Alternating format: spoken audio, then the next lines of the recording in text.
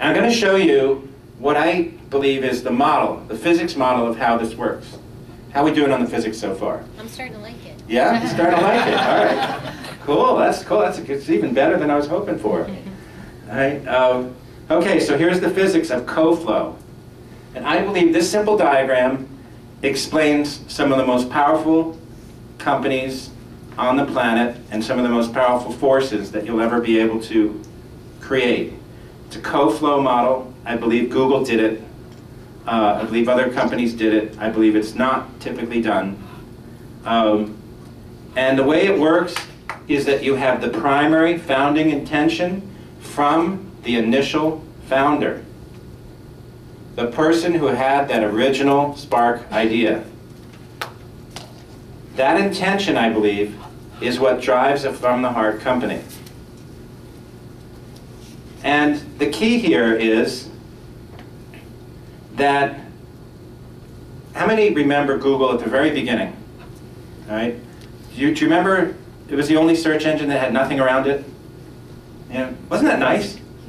Right? And it was what? It was fast.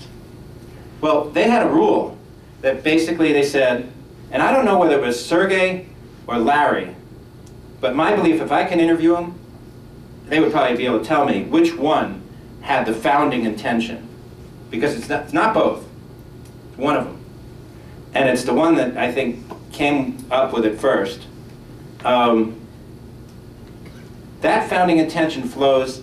Google is unusual in that the my people at Google is an incredibly broad audience, in part because they're solving an incredibly simple human need with an invention that solves that need in that way. It's very rare that you can say, I'm going to make something that helps people find what they're looking for. You know, that is pretty, you know, so that's very broad. And what they said is that nothing is going to come in the way of our people. They're searching, we're going to get them to the information fast, high quality result, send them on their way. You want to add advertising? We're not going to put banner ads because they're going to be less happy. And what they said, and they followed this physics, they said, she's got to be happier.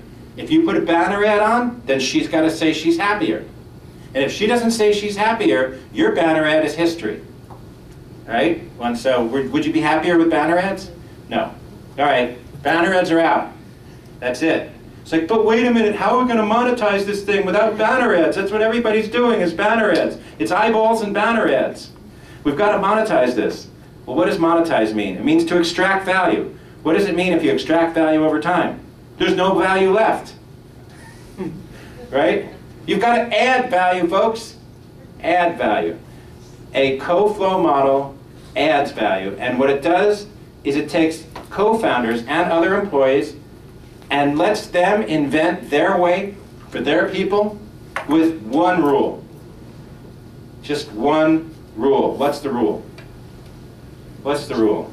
Can you extract it from that diagram? What's the rule? Simple rule.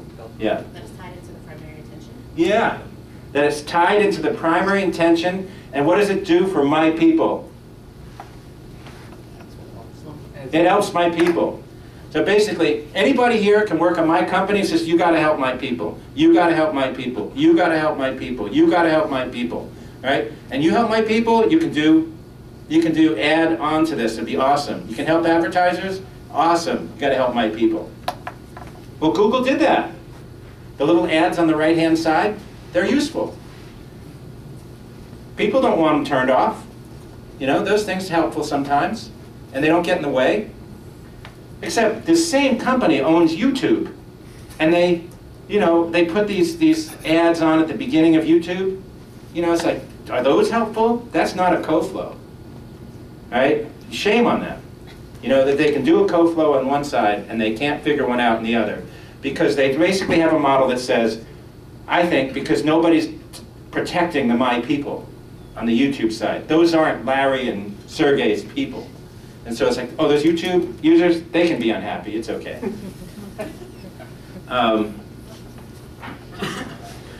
So inside here, we have this model, the individual model of intention flow.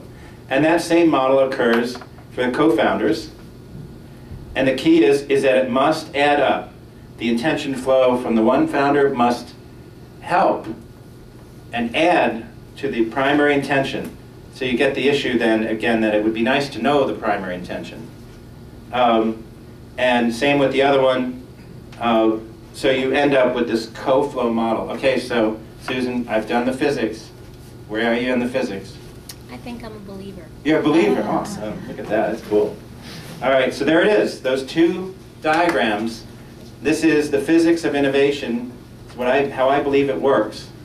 And I'm working on tools to help you understand what your intentions are, because you know them. It's just you tend not to talk about them. And so my hope is that you get it. Okay, so you've got to follow the primary intention. You've got to build a co-flow. You got to build stuff for your people. You got to love your people. You got to invent for your people. You need to say what you believe. You need to get in touch with what you intend. You need to invent from intention, respect the intention that's there, work together from that primary intention, right? And you must fulfill the primary intention. So the goal is to do this, to cleverly invent and believe and intend, and the goal is to build your startup from the heart. Thank you.